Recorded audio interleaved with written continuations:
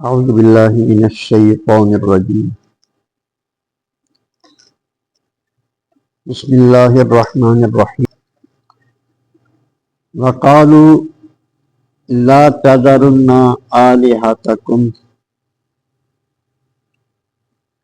اور ان رئیسوں نے کہا کہ اے لوگو، نوح علیہ السلام کے کہنے پہ ہرگز نہ چھوڑنا اپنے خداؤں کو،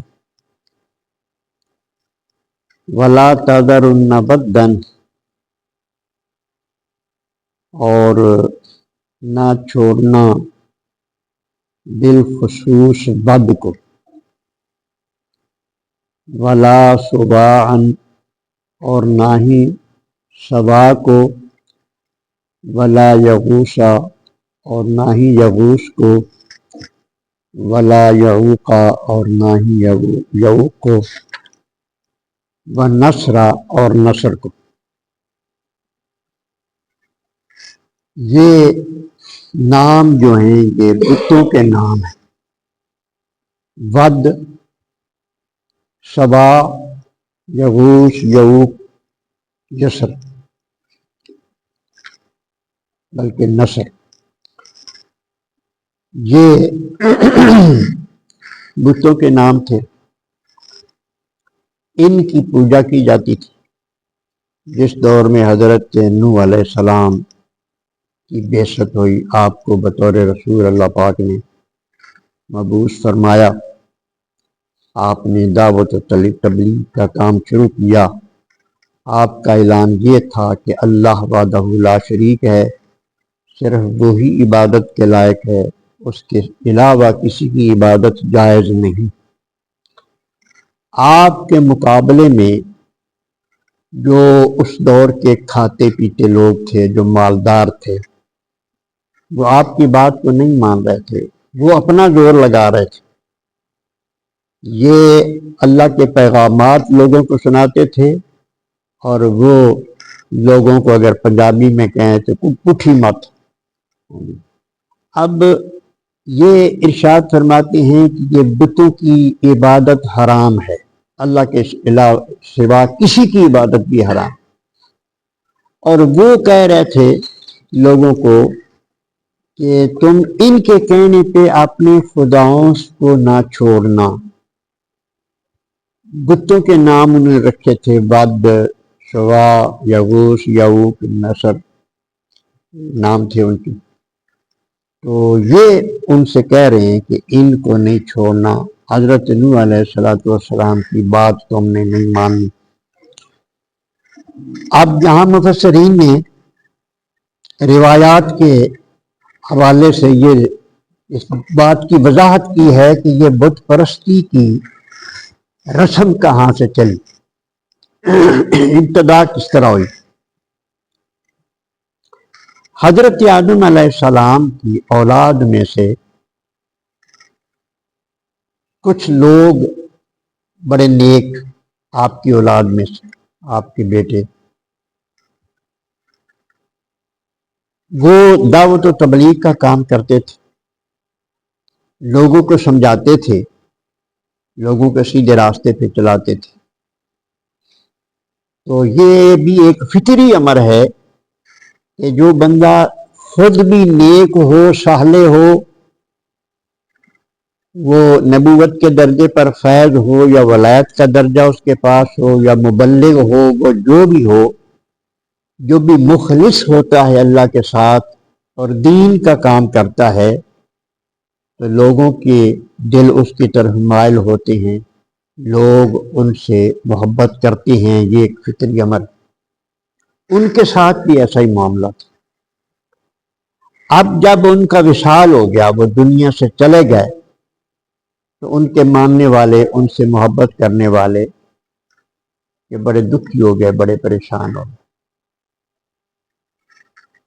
اللہ سے محبت اور اللہ سے محبت کرنے والوں سے محبت، یہ حدیث پاک میں آتا ہے کہ نبی کریم علیہ السلام یہ دعا مانگتے تھے کہ اللہم انی اسألک حبک، یا اللہ میں تجھ سے تیری محبت کا سوال کرتا ہوں، وحبا من یحبک کا، اور اس کی محبت کا بھی سوال کرتا ہوں جو تجھ سے پیار کرتا ہے۔ یہ تو نبی کریم، یہ ایسی چیز ہے، نبی کریم علیہ الصلوۃ والسلام نے بھی اس کو مانگا ہے کہ جو یا اللہ جو تیرے ساتھ محبت کرتا ہے، جو تیرا صالح نیک بندہ ہے، مجھے اس کی محبت بھی عطا فرما۔ اب اس قسم کی جو روایات کے ان سے محبت کرتے تھے، پھر جب وہ دنیا سے چلے گئے، دنیا سے چلے جانے کے بعد پھر یہ بڑے دکھی، بڑے پریشان ہوئے، اور یہ کہتے تھے بعد والے لوگ کہ ان کی صحبت میں جب بیٹھتے تھے، ان کی جب زیارت کرتے تھے، ان کی جب زیارت کرتے تھے تو ہمارا رجحان عبادت کی طرف بڑھ جاتا تھا، ہمیں خدا یاد آ جاتا تھا۔ نبی کریم علیہ الصلوۃ والسلام نے بھی یہ ارشاد فرمایا کہ میں تجھے اللہ والوں کا پتہ نہ بتاؤں؟ صحابہ کرام نے عرض کیا، آپ کا فرمایا وہ لوگ ہیں جن کو دیکھنے سے اللہ یاد آ جاتا ہے۔ اذا رؤوا ذکر اللہ، جب ان کو دیکھو، ان کی زیارت کرو تو اللہ یاد آ جاتا ہے۔ تو ایسے لوگ، ان کے پاس نیکوں کے ساتھ بیٹھنے سے بندہ نیک بن جاتا ہے۔ صحبت صالح ترا صالح کنت، صحبت صالح ترا صالح۔ اب یہ سلسلہ اس طرح چلتا رہا، تو وہ چونکہ پھر ان کی صحبت سے، ان کی زیارت سے محروم ہو گئے تھے، تو ان کو کسی نے مشورہ دیا کہ تم ان کی تصویریں بنا سکتے ہو، تصویر ان کی بنا لو، ان کی شکل کو وہ تصویر پر دیکھو گے تو تمہیں وہی ذوق مل جائے گا پھر، کیونکہ اس وقت تصویر بنانا حرام نہیں تھی، اب نہیں بنا سکتے تصویر۔ اس کے باوجود بھی ہمیں کچھ ایسی مجبوریاں لاحق کر دی گئی ہیں کہ وہ بنانی پڑتی، تو انہوں نے ان کے مطلب تصویریں ان کی بنا لی۔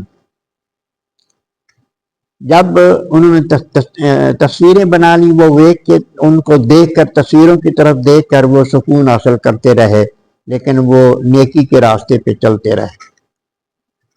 پھر جب عرصہ دراز گزرتا ہے کسی نبی کے چلے جانے کے بعد یا مبلغین کے چلے جانے کے بعد، پھر جہالت آ جاتی ہے۔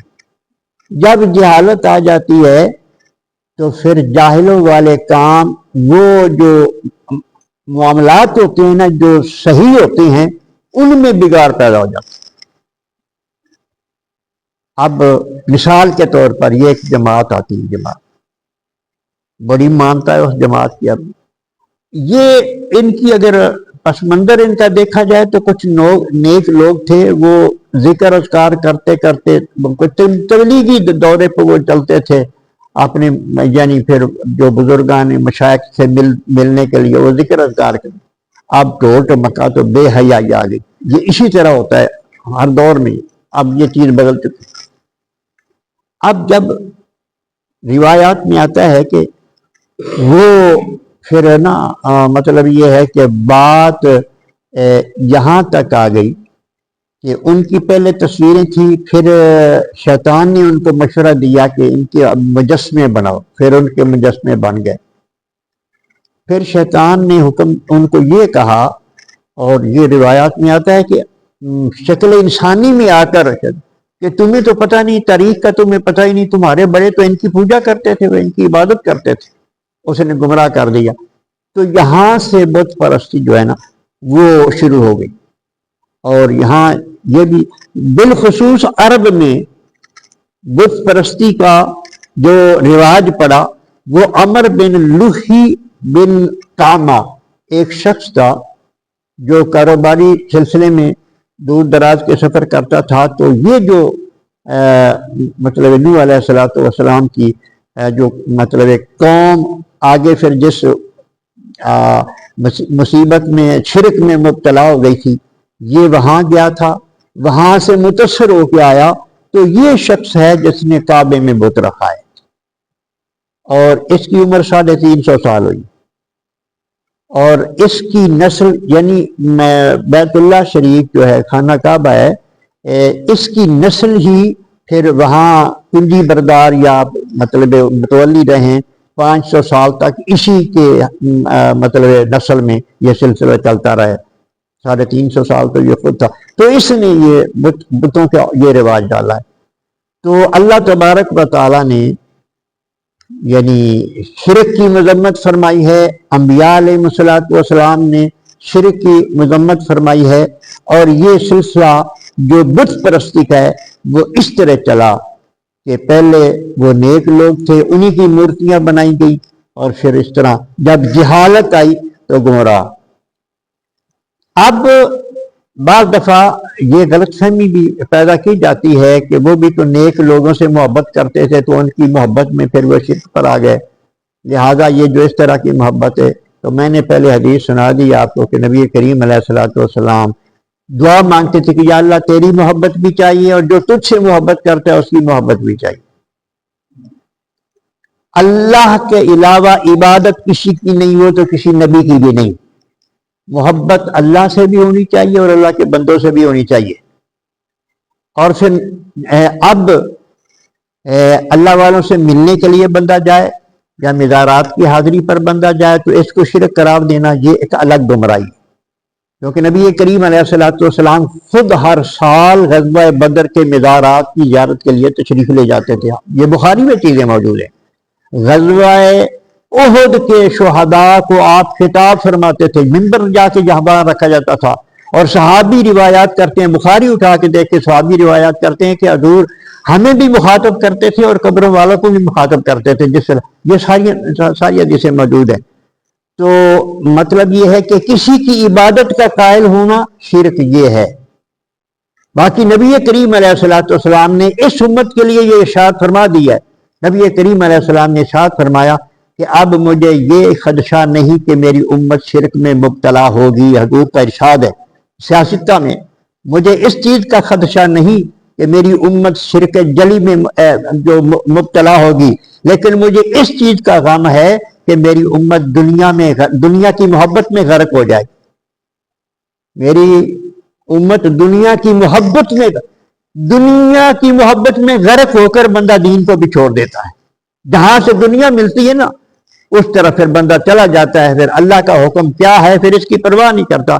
تو اللہ پاک ہمیں سیدھے راستے پر چلنے کی توفیق عطا فرمائے۔